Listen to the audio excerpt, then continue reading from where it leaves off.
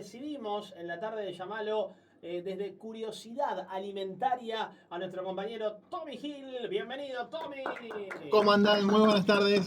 Feliz de tenerte nuevamente aquí en los estudios, en el estudio mayor, y para charlar en la tarde del día de hoy acerca de el tópico de la tarde, que el tópico de la tarde es especial Semana Mundial de la Celiaquía. Digo semana porque fue el pasado lunes. Y para tener el disparador al respecto de este día, el primer puntapié podría ser la pregunta. Cuando hablamos de celiaquía, ¿a qué estamos haciendo referencia? Bueno, cuando hablamos de celiaquía, es una enfermedad que, ¿qué pasa? Hay ciertos cereales como el trigo, la cebada, el centeno, la avena, que tienen unas proteínas que cuando ingresan a nuestro cuerpo, el organismo de determinadas personas, que son las personas celíacas, las detecta como algo que va a causar un daño. Entonces el sistema inmunitario se activa y empieza a atacar esas proteínas. Ahora, ¿cuál es el problema?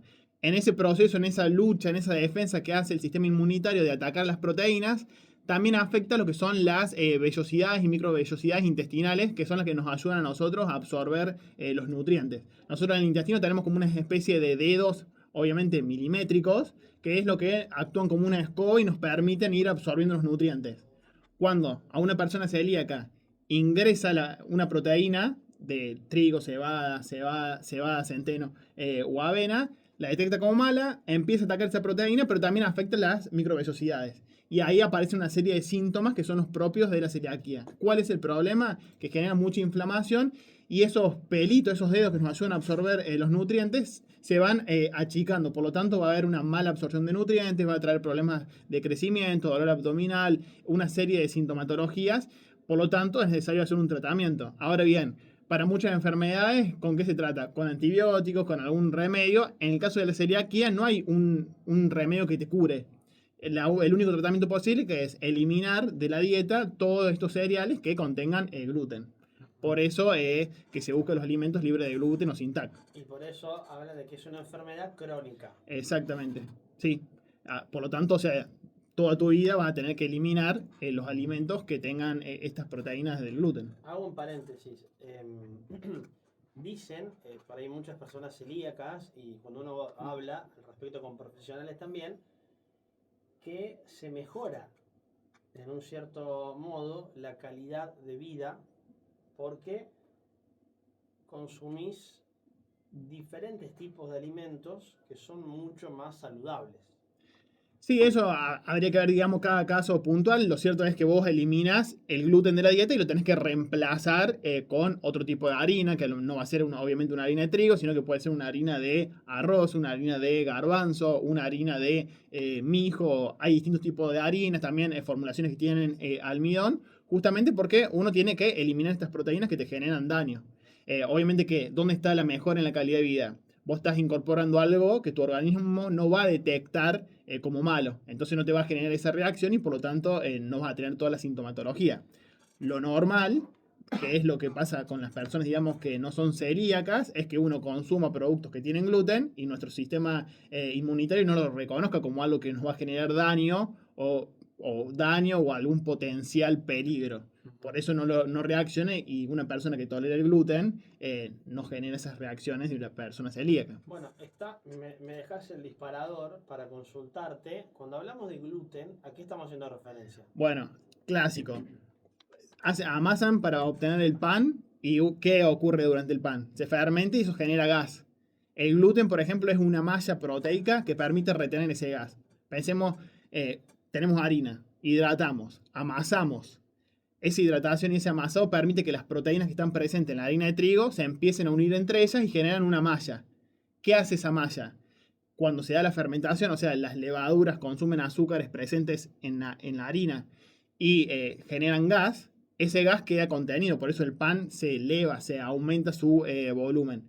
Eso es gracias a que el gluten lo contiene. Lo mismo pasa en una pasta. En la pasta necesitamos que se forme ese gluten porque esa malla va a permitir que el fideo se mantenga intacto durante el proceso de cocción. Si no, ¿qué va a pasar? Si ese gluten es débil, que pasa por ejemplo con las pastas de mala calidad, durante el proceso de cocción se empieza a romper esa estructura y se empiezan a liberar almidón, por ejemplo, el agua de cocción, se empiezan a pegotear los fideos. Entonces, tecnológicamente, tiene un montón de beneficios el gluten que da estructura, elasticidad, plasticidad. Permite, por ejemplo, en los productos leudados aumentar el volumen y retener el gas. En un producto como los fideos, mantener la firmeza, la forma. Te hago un paréntesis. Sí. Hago una arista que no tiene nada que ver con el tema quizás, pero por ahí puede servir. ¿Es mejor? ¿Es peor? ¿Es indistinto? La pasta frescas / congelada, frisada, que el fideo seco en bolsita. Sí, ahí primero, la pasta es la misma, o sea, vos haces un fideo que tenés que amasar con los distintos ingredientes y lo cortas, digamos, el corte que sea, ya sea fideos largos o fideos de una forma X. ¿Qué cambia? El fideo fresco tiene una corta vida útil y por lo tanto no va a durar meses y para conservarlo requerís de refrigeración justamente porque tiene un alto contenido de agua. La pasta que vos compras, el paquetito de fideo, por ejemplo, de espagueti, ¿qué pasa? Una vez que vos obtenés esa pasta fresca, se somete a un proceso de deshidratación que le quita agua. Al quitarle agua, hace que ese fideo se mantenga por más tiempo, se pueda conservar fuera de la heladera y la vida útil sea de varios meses. Entonces, básicamente está eso. ¿Y qué va a cambiar a lo mejor? La textura te puede resultar a lo mejor. Hay algunos consumidores que prefieren lo que son los fideos o las pastas frescas en comparación con la pasta, digamos, seca. Puede haber un cambio ahí en la textura. ¿Pero es indistinto cómo cae en nuestro organismo, por ejemplo? Sí, o sea, porque básicamente, o sea, Hay una deshidratación. partir de lo mismo, lo único que cambia es que el que está por ejemplo, en las góndolas de los super, pasa por un proceso donde se le quita el agua. Y entonces eso hace que tenga otras propiedades, pero en sí la base de la cual partís es la misma. Retomo con el tema. Nos salimos de la lista y volvemos al tema. Hablamos de gluten, de qué es el gluten. Ahora te consulto, Tommy, en este especial de curiosidades alimentarias, ¿cómo verificamos que los alimentos no tengan gluten? Bueno, algo básico que tenemos que hacer es, vamos a comprar, queremos consumir un alimento libre de gluten, tenemos que verificar que se encuentre el logo. ¿Qué logo? Que dice sin gluten o sin TAC. El año pasado cambió la normativa, por lo tanto, a partir de 2026, de diciembre de 2026, todos los productos deberían aparecer con el logo que dice sin gluten. Mientras tanto, todavía podemos encontrar la versión que dice sin TAC o sin gluten en el mercado. Ambos, digamos, son válidos.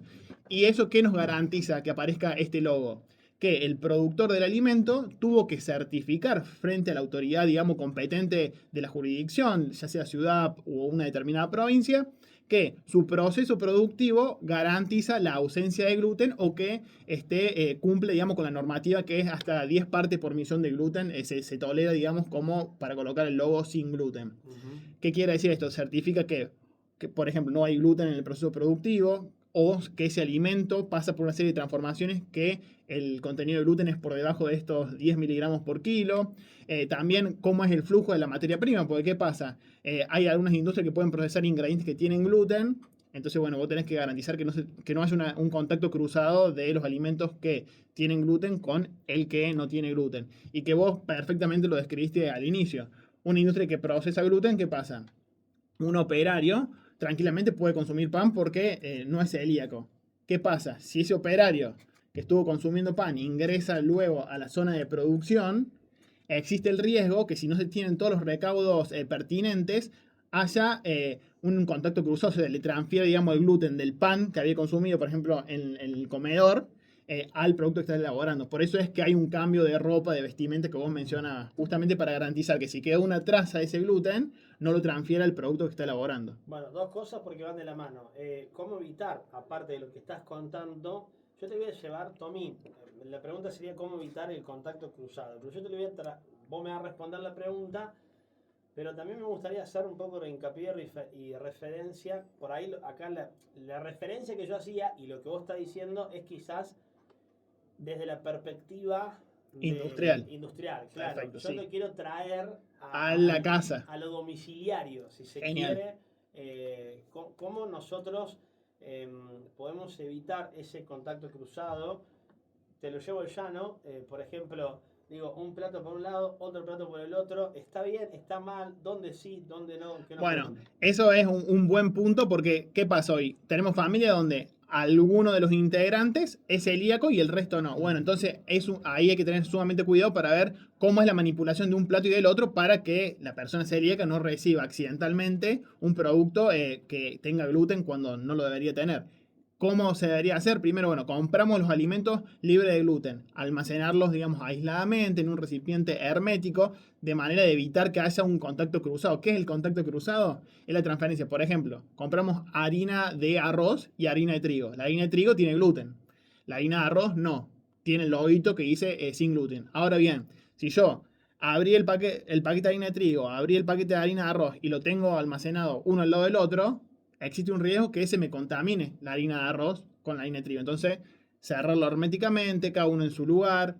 Cuando uno lo manipula en el hogar, siempre si tenemos alimentos sin gluten y alimentos con gluten, siempre conviene hacer los alimentos que no tienen gluten, justamente para evitar lo que es la contaminación. Si tenemos utensilios que son difíciles de limpiar, siempre es aconsejable tener, bueno, uno para cocinar sin gluten, otro para cocinar con gluten. Siempre lo ideal es tener uno y uno. Ahora, si no se puede, como mencioné al principio, hacemos primero lo que no tenga gluten y después lo que tiene gluten.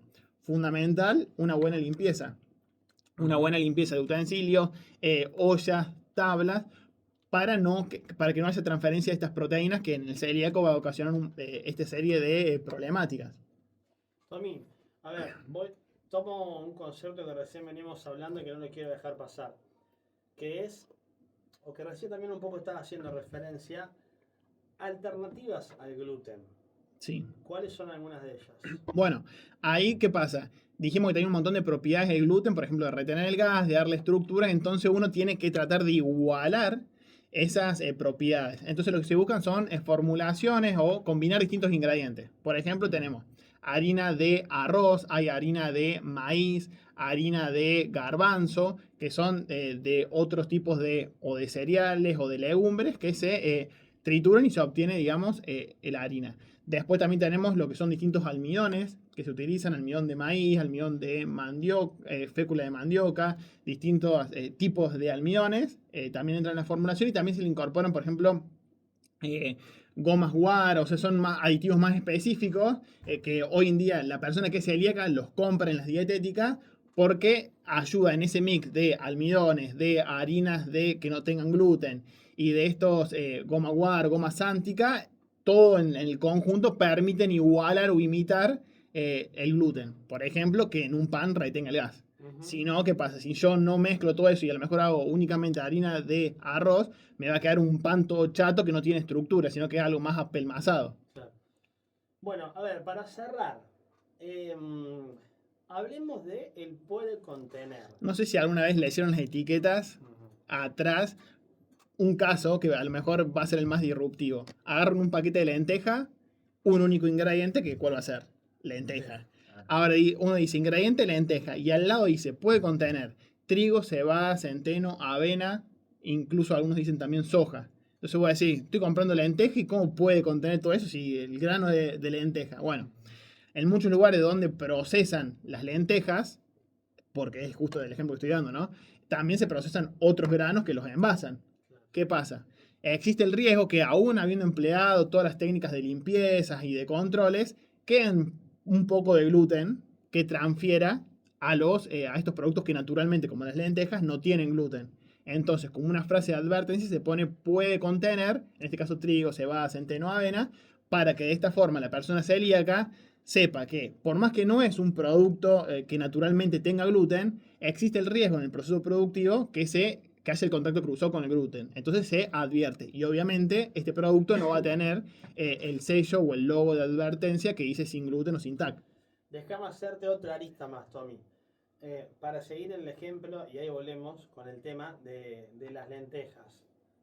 Digo, por ahí es mejor en casa, mamá, papá, quien nos está escuchando, capaz que tiene esta idea y es bueno por ahí ya que está el ejemplo. Bueno, yo tomo el concepto, puede contener, el envase, el envoltorio o el packaging, no sé, me dice puede contener, listo. Ahora yo te digo bien, Tommy, yo a la lenteja la dejo en un proceso propio de la lenteja de remojo. Sí. Ese proceso me ayuda a limpiar todo esto, hablando puntualmente en el caso de la lenteja.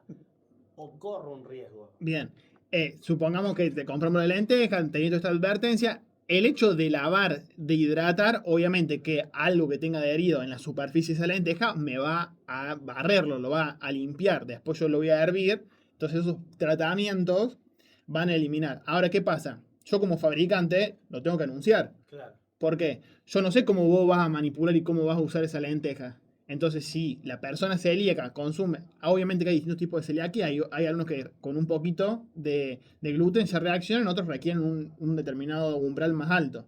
Entonces, ese productor de alimento, como existe ese riesgo potencial, que a lo mejor lo puede consumir y no hay ningún tipo de problema, pero como el riesgo existe, yo lo tengo que avisar, Claro. porque no sé, vos vas a preparar a lo mejor un guiso de lentejas, yo puedo usar esa lenteja para preparar ensalada, entonces depende del procesamiento. Obviamente que todo procesamiento que le dé va a reducir el contenido, en el caso que lo tuviese, pero yo como productor de alimento te tengo que decir la verdad, o sea, ojo, tené cuidado, puede contener después, si vos corres el riesgo o no, eso ya corre por tu cuenta. Bueno, Tommy, me encantó la verdad el tema del día de hoy porque es una cuestión más de concientización al respecto Pero de que hoy en la día, viste que está celiaquía. como siempre, algún conocido celíaco, Sí. hay, entonces No, bueno, está bueno que se dé el espacio. aparte, por otro lado, ya en los supers, en las despensas, en los almacenes, en los kioscos, encontramos ya productos en mayor y en menor medida. De hecho, hay hasta supermercados, habría que averiguarse bien, las personas que son celíacas quizás lo puedan tener más Familiarizado. familiarizado al dato. Los supermercados inclusive te discriminan en el ticket el producto celíaco. ¿Por qué? Porque hay ciertas mutuales que te reintegran Sí, porque hay cierta parte. estimado se saca, digamos, de la canasta básica, se Ujú, saca la diferencia que hay entre la canasta básica de una persona que no es celíaca y otra que es celíaca, ujú. y hay una diferencia ahí de precio que te hace un reintegro de Claro, determinadas obras sociales. exactamente. Entiendo que no son todas, pero algunas sí lo son. Por ende, digo, por ahí es interesante porque, bueno, a lo mejor hay gente que no lo tiene en Sí, cuenta y incluso los super tienen góndolas que son exclusivas de productos sin gluten también. que no comparten absolutamente con otras. De hecho, hoy encontramos, creo que también, me parece que va avanzando y en buena hora que suceda, casi a paso gigantado y está muy bueno. Hay muchas fábricas regionales, hay muchos productos regionales, emprendedores regionales, artesanos regionales, digo, que trabajan productos libres de gluten, sin TAC. Pero así también observé que muchas marcas líderes a nivel global o primeras marcas ya también están trabajando en Exacto. productos libres de gluten. Sí, exactamente. Que es una certificación que se hace para obtener ese logo, porque deben comprobar que en el producto final el contenido de gluten esté ausente o esté bajo del umbral que establece la normativa y además que todo ese proceso de producción, de distribución, garantice que no hay un contacto cruzado con gluten. Bueno, me encantó la verdad, Tommy, el concepto del día de hoy. Me parece que también es un mensaje muy importante en el cual debemos aprender también que no porque no nos suceda, no pase y no significa que haya gente que, bueno, necesite de diferentes tipos de productos. Todos tenemos mayor o Obvio. menor medida una persona que es celíaca. No es el fin del mundo, es una enfermedad crónica que se puede paliar y creo con el tiempo mucho más al respecto. Nanu. Sí, sobre todo me parece interesante porque más allá de ser celíaco o celíaca o no, últimamente con todos los procesos que conlleva la harina y el consumo de harina, hay más personas y cada vez más personas que son intolerantes por todos esos procesos del refinado, de que quizás pierde un poco la calidad y yo por lo menos veo cada vez más gente que es intolerante a la harina de trigo en sí. Claro, está lo que es la celiaquía, que es la enfermedad celíaca, después está intolerancia, digamos, al trigo o algún tipo de otra alergia O que al gluten va también. cambiando, digamos, ciertos marcadores biológicos que también, pero se está viendo más, se diagnostica más. Es importante decir que frente a cualquier sintomatología, bueno, se consulte a un médico y que va a ser quien le va a diagnosticar y que haga distintos pedidos médicos, análisis para corroborar el tratamiento, porque obviamente que uno mientras más vaya postergando, pierde, digamos, calidad de vida, porque dijimos, esa reacción del sistema inmunitario hacia las vellosidades intestinales te va a cambiar ese intestino. De hecho, la absorción de nutrientes va a ser más baja, por lo tanto, los nutrientes que nosotros requerimos para llevar a cabo nuestros procesos vitales no los vamos a tener. Entonces, bueno, es importante que frente a un síntoma vayamos al médico, que nos hagan el diagnóstico correspondiente para tomar una medida al respecto. Hablaba con una profesional y claro, antes se diagnosticaba casi automáticamente un colon irritable, por ejemplo, ¿no? Y al final era una celiaquía que la podías paliar de otra manera. Bueno, los tiempos han cambiado también. Me gustaría que en alguna ocasión, en algún episodio de Curiosidad Alimentaria, charlemos acerca de los tipos de leche. Porque Bien. hay un tema que es muy importante en cuanto a lo que tiene que ver con leche delactosada. De hecho hay una marca inclusive que trabaja mucho hasta lo que era antes vos tenías la descremada o la leche común. Y hoy por ahí encontramos. De hecho, hace unos días hablando con una persona me dice, si vos ibas a una bomba en el supermercado no vas a encontrar un producto que sea leche 100% en el sentido que es leche sin ningún tratamiento. Es leche con vitaminas, leche deslactosada, leche con hierro, leche con calcio, pero la natural, digamos, leche 100% no hay, digamos, porque hoy en día las demandas que hay en el mercado requieren más nutrientes y utilizar la leche como vehículo para que esos nutrientes lleguen a nosotros. Tommy, me encantó charlar con vos en la tarde del día de hoy. El aplauso para Tommy Gil de Curiosidades Alimentarias. Gracias. Vamos, Tommy, querido. ¿Dónde te encontramos, Tommy? En Curiosidad Alimentaria en todas las redes. Muy bien, ¿eh? Acá le mandamos saludos a la abuela Grace. En la tarde dice, hola, no los escuché. Si vinieron a saludarme mis hijas cuando salieron a trabajar, los esperaba con pasta frola y Eso vinieron es cierto. mis nietos que vos conocés, dice. Juan Cruz grabó el saludo de ustedes y me lo pasó. Les agradezco mucho el saludo y me lo guardé de recuerdo. Los quiero mucho. ¡La abuela Grace! ¡Vámonos!